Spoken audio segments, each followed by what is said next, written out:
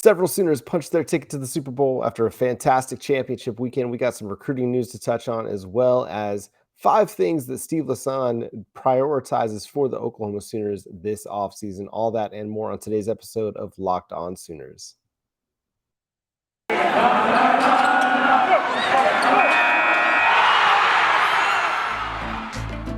You are Locked On Sooners, your daily podcast on the Oklahoma Sooners, part of the Locked On Podcast Network, your team every day.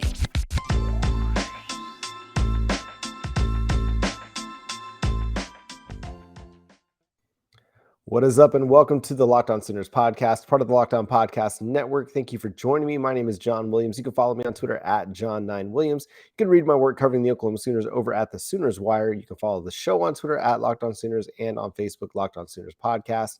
And we got to talk about a wonderful championship weekend that took place today. The Cincinnati Bengals beat the Kansas City Chiefs. Now, if you're a Chiefs fan, I know that part's not wonderful, but for Sooners fans, you got great performances out of Joe Mixon and Samaje Perine on the day. You know, Joe Mixon goes for over 100 total yards. I think he averaged more than 4 yards per carry. Samaje Perine had arguably the biggest play of the game in the first half, towards the end of the first half, where he catches a screen pass and goes 41 yards for a touchdown to get the Bengals within 11 points heading into halftime. And then it was all Cincinnati from there on out. And it was a really, really good game. The Chiefs just jumped out on Cincinnati, and it looked like it was going to be a runaway blowout for the Chiefs. Patrick Mahomes was fantastic. They were methodical. They were driving the ball down the field. Cincinnati didn't really have many answers for what Kansas City was trying to do until the second half. And it seemed like the adjustments that they made did a really, really good job taking away what Patrick Mahomes was wanting to do. They were getting more pressure on Patrick Mahomes, and it was forcing him into some poor decision-making. He was holding on to the ball too long, and it was the Bengals' day. The Bengals were able to, storm back from down 21-3 in the first half to tie the game. They actually had the lead. Patrick Mahomes drove them into field goal range at the end, kicked a field goal to tie the game. But Mahomes throws an interception. Well, I guess he doesn't really throw an interception. Tyreek Hill drops the ball that leads to an interception, and the Bengals just marched down the field on Kansas City. It seemed like all of the air had been sucked out of Arrowhead Stadium, and Joe Mixon was fantastic in the overtime period, just driving the ball. I mean, they threw maybe 2 or 3 passes on that final drive of the game, but it was a lot of Joe Mixon, and that's where he really, I feel like, demoralized the Kansas City Chiefs defense. But him and Samaje Perine, you got to be thrilled for those guys who are going to get a chance to play in their first Super Bowl.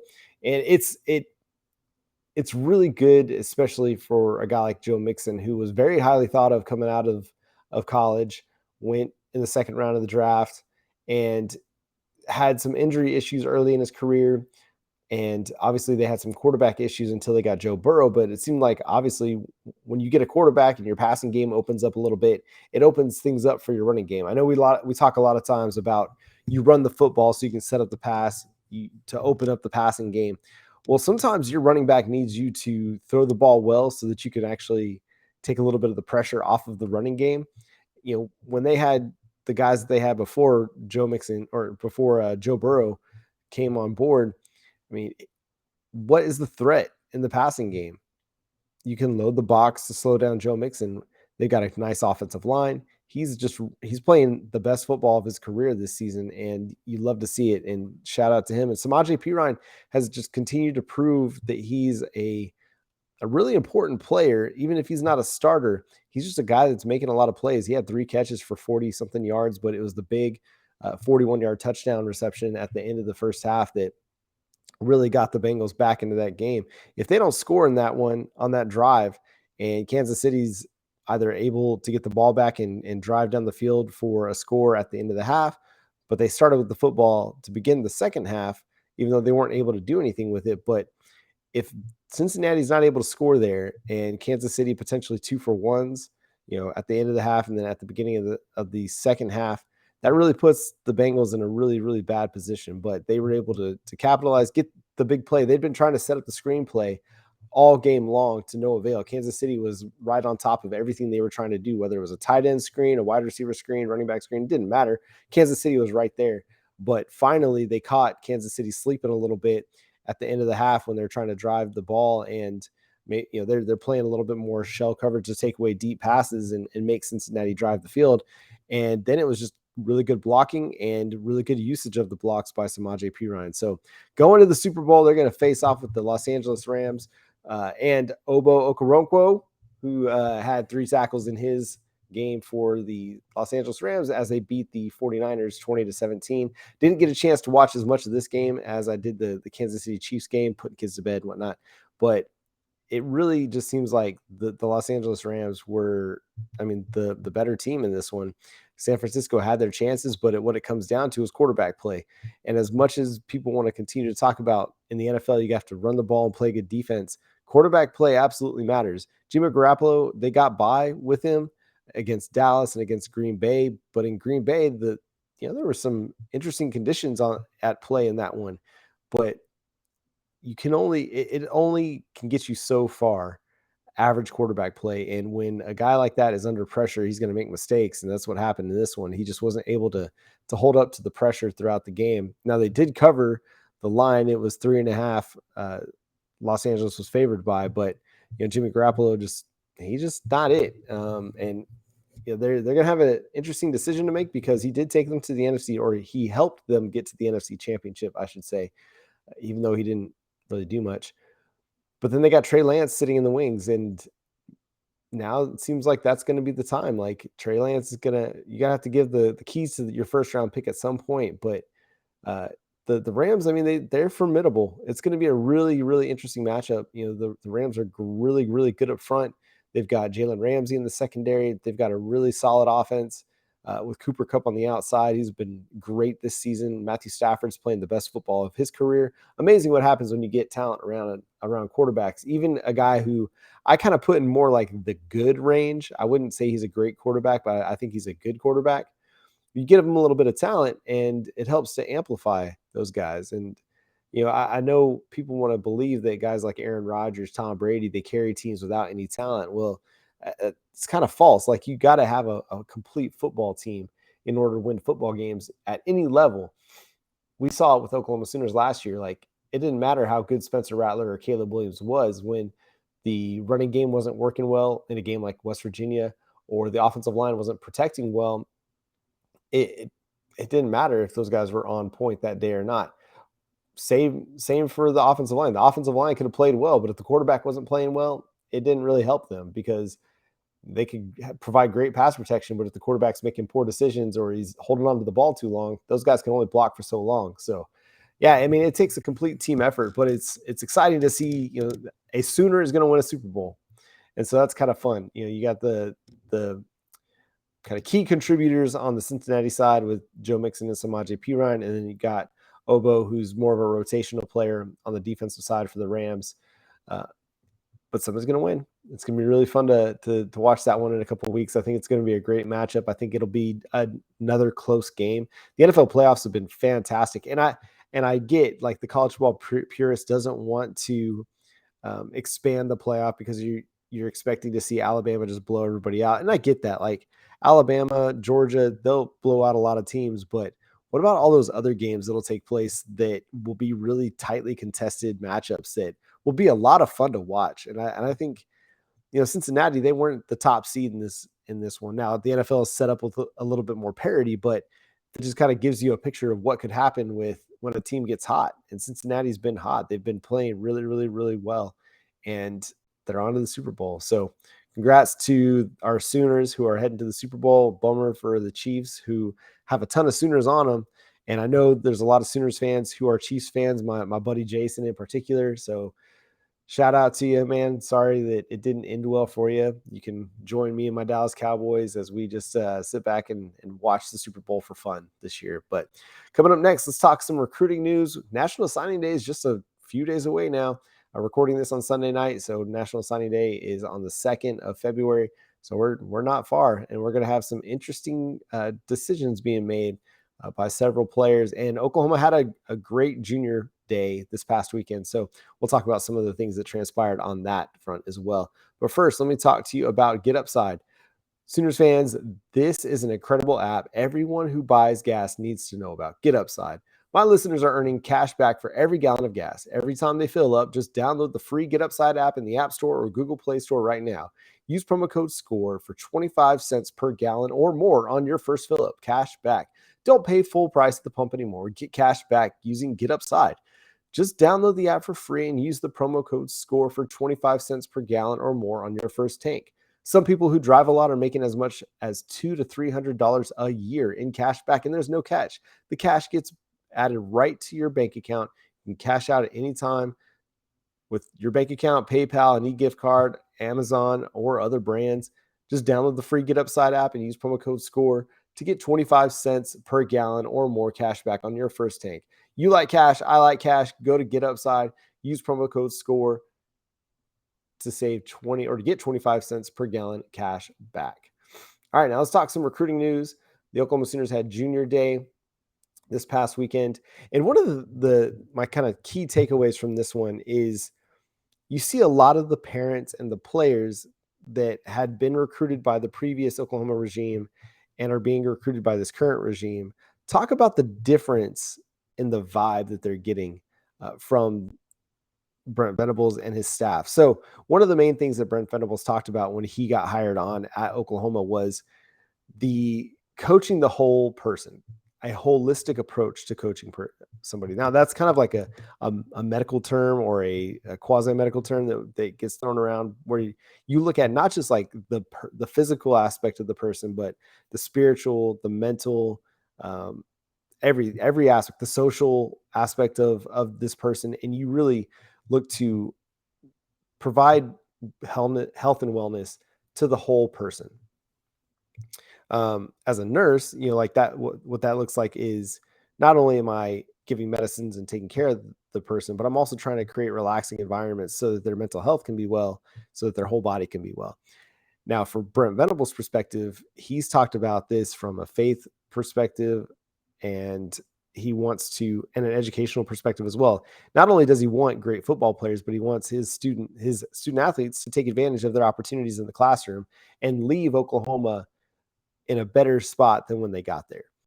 And I think that's really resonating well with parents, that they are excited that they have a coach who is going to not just be about the football player and just coach the football player, but they're going to coach the student. They're going to coach the person. They're going to not just set them up for a good college career, but hopefully set them up for a good professional career, whether it's in sports or it's in some other venture, whether it's business or education or whatever it may be.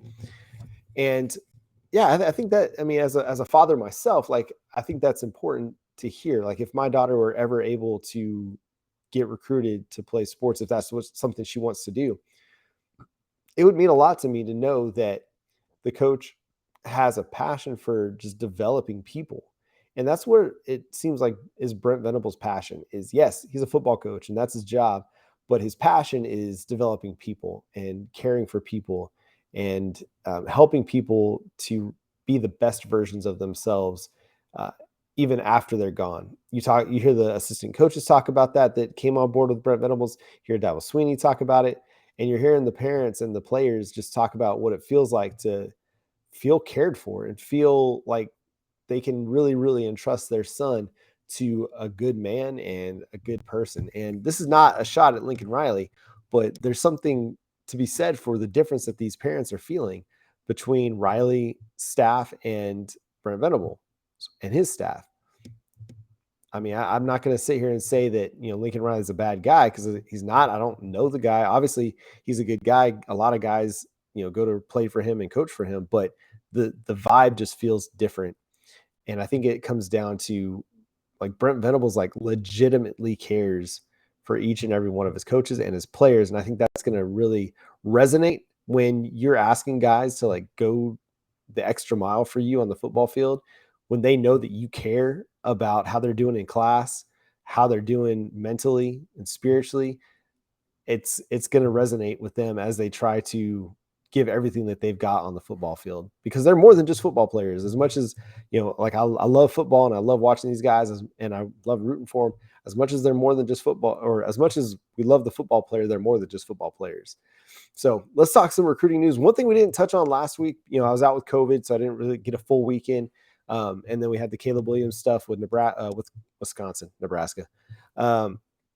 Jackson Arnold commits to the Oklahoma Sooners. He's a 4-star recruit out of Texas, the number 1 quarterback in the state of Texas for the 2023 class. And I think that's a huge get for the Sooners.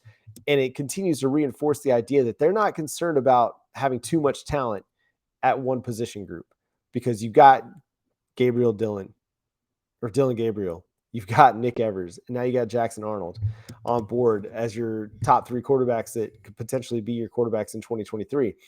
And getting him, I mean, the dude is a player. He had his first full season as a starter in 2021, helped lead his team to the Class 6A state championship. They fell short, but still, that's huge to go from not starting to the state championship. That's a big time get for them. And even if he doesn't start until 2024, 2025, like, this is a guy that's got a ton of talent. He's very athletic. He's got a good arm. And the Sooners are going to be well benefited from having Jackson Arnold as their starting quarterback down the road. And then we got some other recruiting news as well. Grayson Halton is a 4-star defensive lineman who was committed to Oregon. He decommitted from there. There are projections coming in from 247 Sports, from Rivals, and from On3, all 3 of the kind of main recruiting networks that we use to track these guys. All 3 are projecting that he's going to end up at Oklahoma. The Sooners did get a commit over the weekend from their first Oklahoma commit of the 2023 class, in Eric McCarty. Now, talking with my guy Parker Thune, he's a guy that's not rated yet, but it's kind of early in his process. But he does see him getting rated this next year, and this is one of those situations where he's a running back in high school and put up a ton of production, had like 40 touchdowns in high school, and helped McAllister get to Oklahoma State championship. This is a guy that, from all that we hear kind of roundabout, the Sooners love, even though he's not a guy that's highly rated in Oklahoma. But he's an athletic kid with a lot of speed, and he's got good size. He's 6'2", 180, 190. And so they're going to look at him at potentially defense, even though he has been playing running back. He's been playing both sides, but looks like he could potentially end up as a defensive player for the Oklahoma Sooners. They also got a projection for Ashton Cozart. He's a 4-star wide receiver out of Flower Mound, Texas. Not the same school that Nick Evers goes to. Nick Evers goes to Flower Mound High School. Ashton Cozart goes to Marcus. And he has gotten a projection for the Oklahoma Sooners. Now, this is a guy that was being recruited by Lincoln Riley under the previous regime. Obviously, and from what it sounds like, was looking at potentially committing back in December. But when the coaching change happened, he kind of, rightfully so, he kind of took a step back and reassessed his opportunities, reassessed what he was going to do, and took a visit to Oklahoma recently, not this past weekend, but the weekend before. And for all intents and purposes, it looks like he's heading to Oklahoma as well. There was a crystal ball projection put out for him to end up with the Sooners. And so big get there potentially if he does end up committing. Now it's 2023, so he's got a year until signing day. So a lot could transpire and change. We've seen, decommitments happen. And then one of the other big names, or I say big names, but big news nuggets coming out is Dylan Edwards. He's a 3-star running back out of Kansas, a guy that, from people I talked to, sounds a lot like Darren Sproles. Going to have similar style and similar kind of a player in that he's a multi-purpose threat. Like, he's going to play running back. He'll return kicks. He'll line up as a wide receiver for you. He's a small guy, 5'6". So kind of all sounds a lot like Darren Sproles. But this is a guy that's also getting projections heading to the Oklahoma Sooners as well.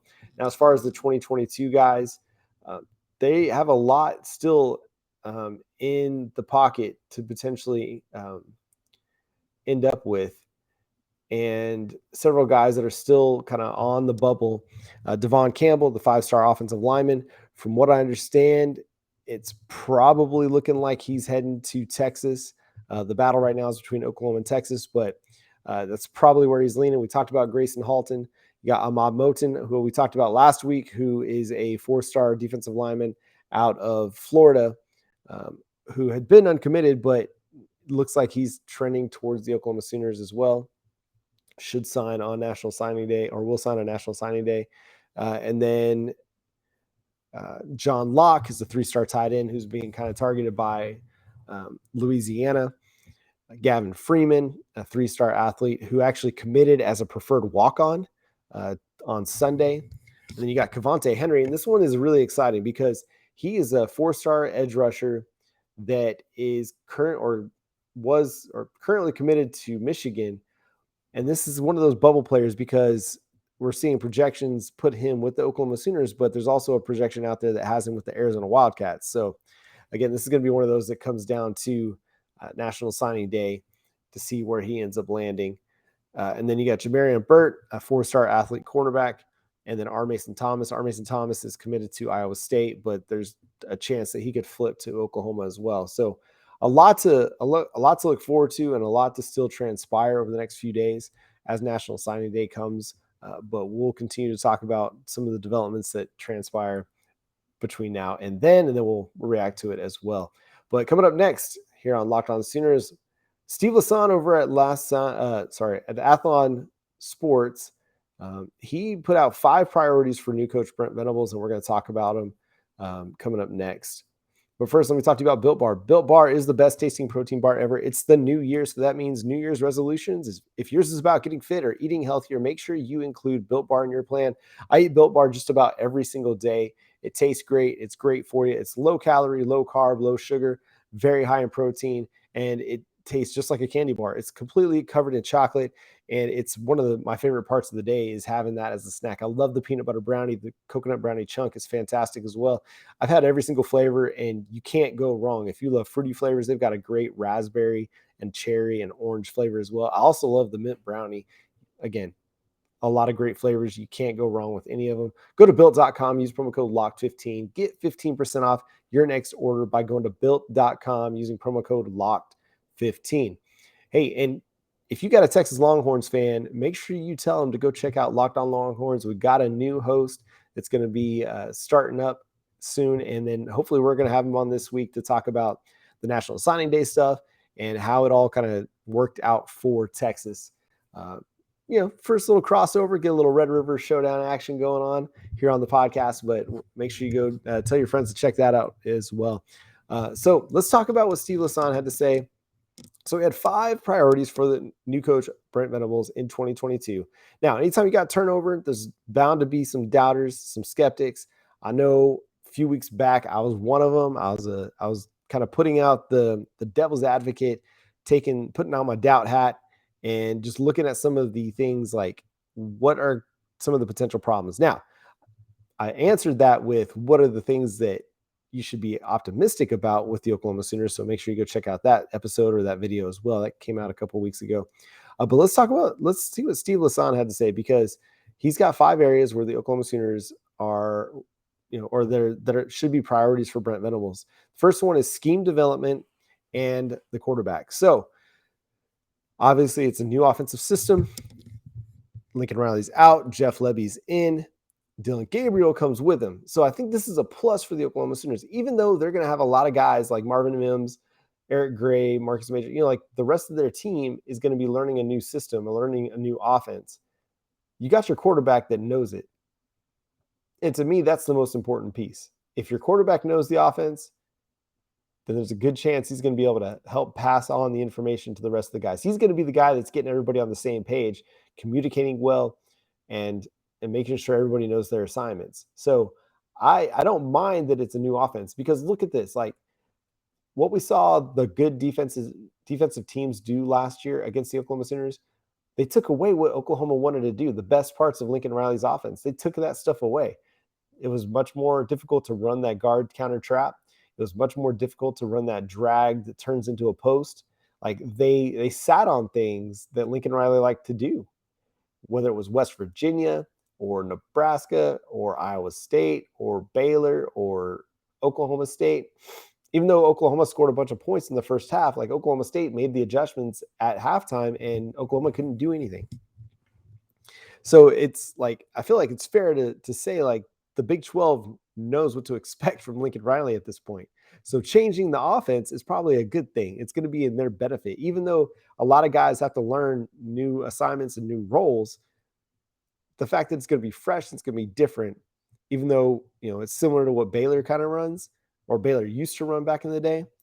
It's going to help, and it's going to help a lot of guys. And I think a lot of guys are going to have really good seasons because of just the change that people don't know what to expect from Oklahoma's offense now, because it's going to look different. Yes, they can go back and they can watch film from Ole Miss, they can watch film from UCF and get an idea, but all these players put together with the quarterback that they have and the coaching that they have, I think that's going to work out to be a benefit for the Oklahoma Sooners. I'm excited about Dillon Gabriel. As much as we've talked about Caleb Williams transferring and moving on, and yes, it's disappointing, I'm excited about Dillon Gabriel. I think the dude's a gamer. I think he's got like the right kind of chip on his shoulder to help lead the Oklahoma Sooners. Not like this cocky chip where like Spencer Rattler did, more just like a, hey, I've got a lot to prove. Like I was a great quarterback at UCF. I'm coming off of an injury.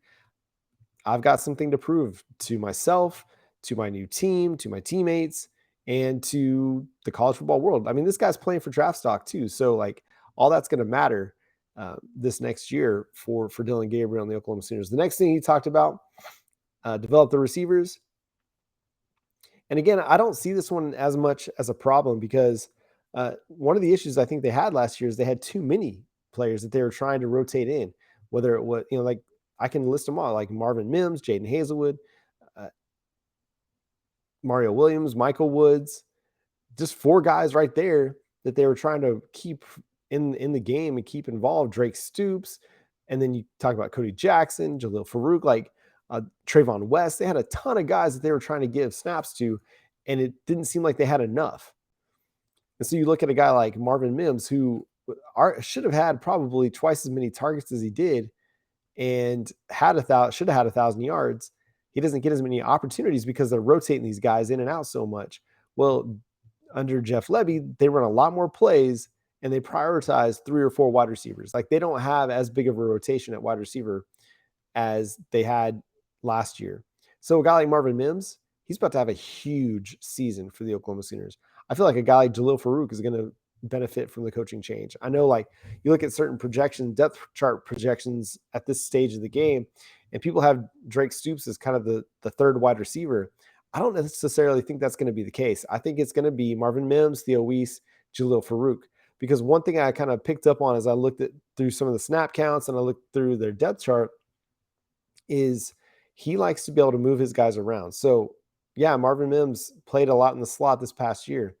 I think he's going to play more on the outside than he did last year. And you're going to probably see 2 guys with a pretty even distribution of slot snaps and wide receiver snaps between Marvin Mims and Jalil Farouk. I think both of those guys could play both inside and outside. Just and you want to move these guys around, because if you keep them in the same spot all the time, it makes it easier for the defense to key on what these guys are trying to do. So I like where they're at with the wide receiver position. Obviously, getting Theo Weiss back is going to be huge for this team. But Marvin Mims, I think, is set for a breakout season. And then, again, Jalil Farouk, I think, is going to have a huge season. I do think Drake Stoops gets a lot of snaps, probably as your 4th wide receiver, but I just don't think he's necessarily going to be getting like a starter's complement of snaps. And then, I mean, you've got a guy like Trayvon West, who proved to be very capable player and performer for you last year. As if he's like your 5th wide receiver, or Cody Jackson, who came on down the stretch as well, they're in good shape at wide receiver. Yes, they don't have a Mario Williams. Yes, Michael Wood is gone. Yes, Jaden Hazelwood is gone. But they've got players that we feel really good about heading into 2022. The third thing, he said, address the offensive line. Now, yeah, this is a bit of a question mark. Tyrese Robinson's gone. Marquise Hayes is gone. And those guys were good players. They weren't great. Like, they weren't like all-world players, all-American style players. I think that they'll be fine. Like you get a guy like McCade Meteor from Cal or Matsauer from Cal, and you could potentially plug him in at left guard. And then you've got a lot of guys that you can put into competition to play right tackle. And I think they'll be okay. Like if you've got Chris Murray at right guard, Andrew Rame at center, and Anton Harrison at left tackle, who I think improved as the season went along, I think you're going to be okay. And again, we trust Bill Beatonbow to put out a really good group of 5 offensive linemen. And so I think this is going to be a situation where they'll figure it out. Like they've got spring and they've got the summer to figure it out. And you still got Wanye Morris, like the transfer from Tennessee. Like this is a guy that's got unrealized potential. Like potentially him or Savion Byrd over at right tackle could end up being your starter. And I think you'll be okay. You'll be in good shape. So offensive line, yeah, I mean, there's holes to fill, but it's not super concerning. The defensive front, he brings up the losses of Nick Bonito, Perine Winfrey, and Isaiah Thomas. And I talked about that as well. That is a concern of mine. But again, you got a lot of guys with upside. And I think the competition will help raise the game for each one of these guys. I mean, just on the edge, like you got Jonah Lalu, the transfer in from Hawaii, who could play on the edge and the interior defensive line, the defensive tackles. So like looking at the differences between Alex Grinch's defensive depth chart and Brent Venables' defensive depth chart is Brent Venables runs more traditional alignment. So he runs more 4 defensive linemen. So you're going to see defensive end, 2 defensive tackles, defensive end. You're going to see 3 linebackers. You're going to see 4 DBs show up on his depth chart. Now, he'll probably play a lot of nickel just because that's what teams play. They play a lot of nickel. But I think you're going to see just a traditional 4-man front. So you're looking at, like, on the edge, you're looking at Ethan Downs, Marcus Stripling, Reggie Grimes, Clayton Smith, and Jonah Lalu as probably your top 5 kind of edge guys. And then on the interior, probably is Jalen Redmond's going to be starting at one spot. I think Jeffrey Johnson is probably going to be starting at the other defensive tackle spot, the transfer from Tulane. And then you got a bunch of guys like Jordan Kelly and Isaiah Coe that are going to figure into that rotation as well. I mean, they're going to push a guy like Jeffrey Johnson and Jalen Redmond for snaps, but I think they'll figure more into the rotation. And then you got a guy like LaRon Stokes, who just hadn't played a ton, that transferred in a couple years ago from community college. So I feel like the defensive line, they've got options and they've got guys that are kind of unrealized potential. And you give a guy like Jalen Redmond, somebody like Jeffrey Johnson, who's got experience playing next to him at defensive tackle, that can eat blocks and take up space. And I think that's going to help Redmond get more one-on-one opportunities as a pass rusher and in the run game. And then lastly, and that's secondary concerns. The secondary for me is not really much of a concern. You got Woody Washington back. You got DJ Graham back. Key Lawrence figures to be one of your starting safeties. And then you got some really good young players that could take over. I mean, you still got a Jeremiah Cradell. You still got, I mean, they're not young players, but Justin Broyles, Billy Bowman. Like, I think Billy Bowman is going to have a bounce back year in 2022. It didn't go well for him in 2021. I think he's going to learn from all that and then be a better player in 2022. And then you got guys like Gentry Williams and Robert Spears Jennings, freshman guys. Yeah, they'll have difficult steps up in competition, and even like a Jaden Rowe, but I think they'll push for snaps. And I think it may not be surprising to see a guy like Gentry Williams end up starting at safety. But then you also have these veteran players like a Trey Morrison and CJ Colden, who are defensive backs that could end up starting for you at some point in time too. So secondary is not really much of an issue. I think they got good talent in their starters with Woody Washington and DJ Graham and Key Lawrence. And they've got some really good, interesting depth options as well that, or guys that are going to be competing for starting snaps as well, either at the slot nickel or the safety spot. So I don't know. Tell me what you think about Steve Lassan's concerns. Is there anything that you're concerned about? Would love to hear about it in the YouTube comments. So make sure you're subscribed to the show over there. That's going to do it for today's episode. Again, thanks so much for listening. You can find the show wherever you get your podcasts. It's free and available on all podcast platforms and on YouTube as well. So make sure you subscribe over there, hit the like button, hit the notification bell to let you know when new episodes drop. And follow the show on Twitter at Locked On Sooners and on Facebook, Locked On Sooners Podcast. Again, you can read my work over at the Sooners Wire at usatoday.com. And you can follow me on Twitter at John9Williams. But until tomorrow, I'm John Williams. Boomer Sooner.